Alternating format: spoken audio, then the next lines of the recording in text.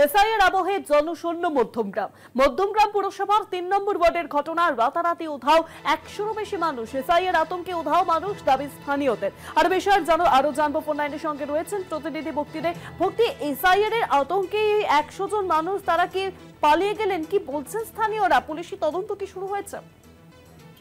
দেখো, মধ্যমগ্রাম ৩ নম্বর ওয়ার্ডে আমরা আগেই দেখেছিলাম যে বিশ্বাস পাড়ায় সেখানে কিন্তু বেশ কিছু মানুষ বস্তি অঞ্চলে থাকতো, তারা কিন্তু একসময় ওখান থেকে পালিয়ে যায়। পরবর্তীকালে তাদের খোঁজ এখনো পর্যন্ত পাওয়া যায়নি।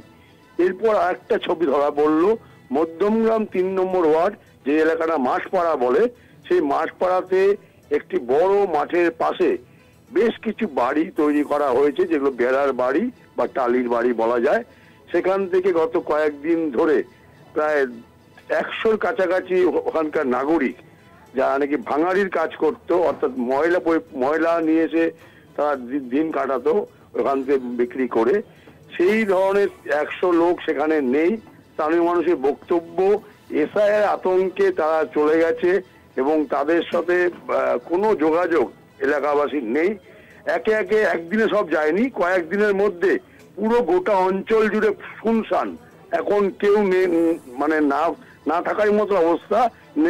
সেইখানটায় কিন্তু বলা যায় যে এসআইয়ের আতঙ্কে তারা গেছে।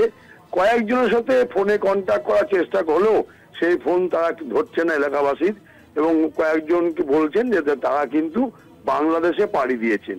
অর্থাৎ এসআইয়ের আতঙ্কে মধ্যমগ্রামের যে ৩ নম্বর ওয়ার্ড মাঠপাড়ার থেকে ১০০ নাগরিক নেই, এটা পরিষ্কার হয়ে গেছে। সেটা স্থানীয় লোক, একাধিক লোক বলছে। কিন্তু ওখানকার যে পৌরপিতা জুম্মন আলী, তিনি বলেছেন না, এখানে তারা কিন্তু জুম্মন বাবু বলছেন তারা বাংলাদেশ কিছু গেলেও তারা এসেছিল সুন্দরবন অঞ্চল থেকে এইসব কাজ করতে, তাই তারা এই সময় চলে যায়। তাই তিনি বলছেন যে এখানে ওরা নেই। কিন্তু এলাকাবাসীর সঙ্গে যা কথা বলে বুঝলাম যে ওই এলাকাটা ধরে বেশ কয়েকজন লোক এইরকম ঘর বানিয়ে ভাড়া দেয় ফাঁকা জায়গার মধ্যে। সেই ভাড়া যে মালিক বিভিন্ন জায়গায় এরকম ভাড়া দেয়, যে যারা নাকি বাংলাদেশ থেকে এসেছিল, তাদের কাছে সব রকম প্রমাণপত্র অর্থাৎ নথি ছিল, আধার কার্ড, প্যান কার্ড, এমনকি তারা বিভিন্ন প্রকল্প পেত। সেই নিয়ে কিন্তু স্থানীয় লোকরা বলছে যে এরা রেশনও তুলতো, ভোটও দিত, তবে গেল কোথায়? সেটা কিন্তু এখন দেখার বিষয়, তারা কোথায় গেল। অনেক ধন্যবাদ ভক্তি। ফোন লাইনের সঙ্গে ছিলেন প্রতিনিধি ভক্তিদেব।